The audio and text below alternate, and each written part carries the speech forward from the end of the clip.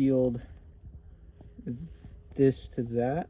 Now I just have to seal this to the bell housing. So I'm gonna put gasket maker on this, and then put the bell housing back on, because yeah, it's also what we forgot last time. Get it all hooked up, and then all we have to worry about is the seal that I have coming in the mail for that.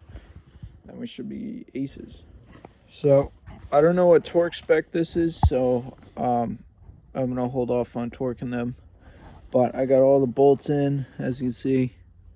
I sealed up both sides of that, and I got that ring that I was like, it was some mystery ring. I got that sorted. So now I just have to seal this up. So I'm gonna clean up the surface really good, clean up the snout, which is this, clean this up really good, and get the new gasket on this, and go from there. Get the rings back on, all that. So yeah, not much left. All right, so we got this snap ring on the input shaft, and then we got this one that goes on the outside. All right, so we're back on the Z build, and here we've got the valve snout. It's like the seal here. I cleaned it up best I could, and this ring goes in there, and then here we got our gasket, and these I believe go in the bearings. Not positive on that, but we'll find out if they fit on there. And we'll have a new seal for the snout coming in, so we should be able to replace that as well. All right, so we got a little update on this. As you can see, we were able to get that seal out of the snout, and that little hole right there allows you to put something like a flathead in, like this one. You can see there's still space, and you'll kick out this, which did match up with the one that we did get perfectly. So this has got to be the right seal. Okay, so here's the new valve seal gasket. I found out something.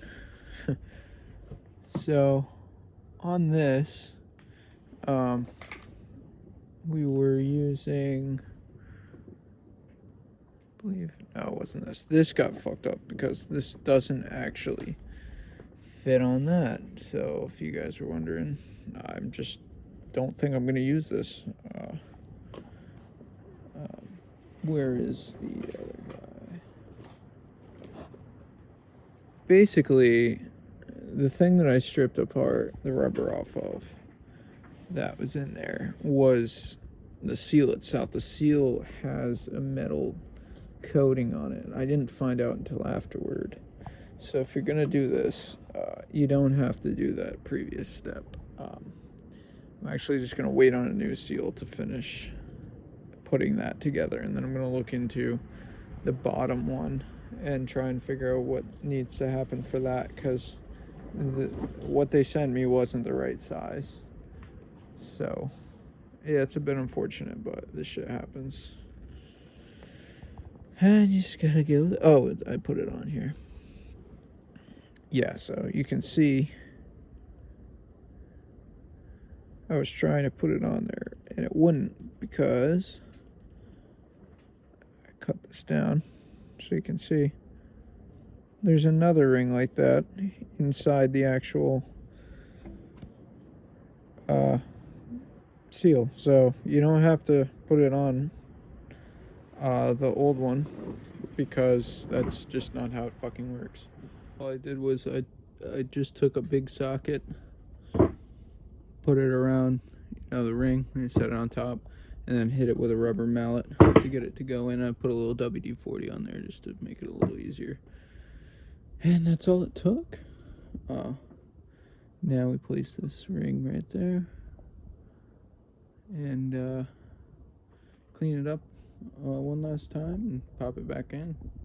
Alright, so I just got this bolted back in. I'm just going to try and find a torque spec for these bolts. Not entirely sure you have to torque them, but I'd just rather be safe. Okay, so we torqued every single one of these bolts. Besides that, this thing's all torqued. It's 14 foot-pounds. I think it's 12 to 16. So I just call it 14. So for the valve seal and for the bellows. So we're all sealed up finally. Alright, so we need the clutch that's on this to see if it can work with the KA as well. It really might.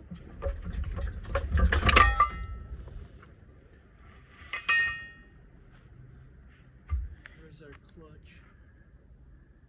And we could see if we could reuse the fork and throw-out bearing. As well as the slave cylinder, and that would be a clutch. So this is the D21 flywheel. I put my clutch plate in and my pressure plate, and you can see this dowel pin lined up, that dowel pin lined up, and that one. So it lines up, but we're missing, like, we don't have the same bolt pattern. And also, I think this is about as far as I can get it on. I don't know if that's because I'm trying to do this like on the floor and not like on the engine, but like this clutch plate's not going to be able to turn freely. But there's the clutch, there's the throw-out bearing and the fork, and that's about all I can do for now, because I don't want to fuck around with this anymore. So basically that clutch is always going to be engaged, technically, like, until you depress the clutch pedal, and then it sends the throw-out bearing onto those fins, which then releases the pressure off of the clutch plate. So it is supposed to be locked on there like that. It just feels like it shouldn't be, because it kind of feels like, oh, this isn't like fitting upright, but no, it is fitting upright. It just like, it feels like it's not, because that clutch plate worked with that pressure plate, and the flywheel's pretty much a flat surface. So yeah, it should be the same thing. It's just it's a different flywheel. That's the only thing that we really changed in that system. And I'm gonna take a look at the thickness of the VG's flywheel and the thickness of the D21's.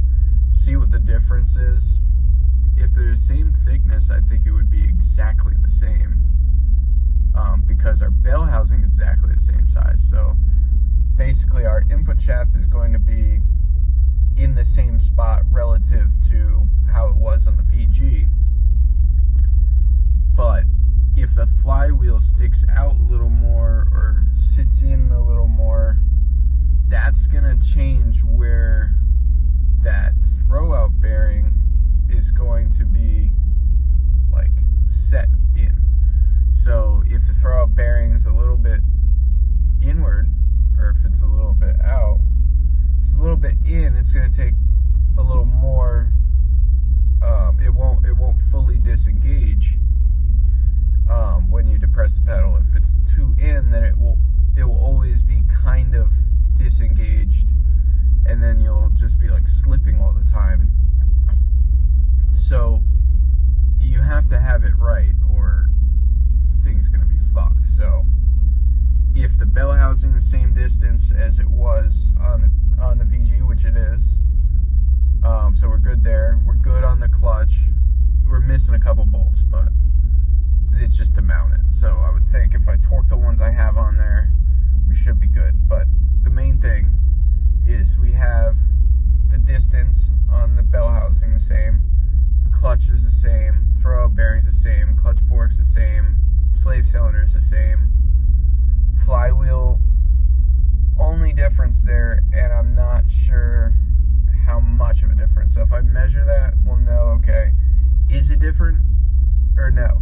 If it's not different, then we know we're 1,000% good. If it is, then we'll have to try and find a way to compensate for either being, you know, a hair in or a hair out.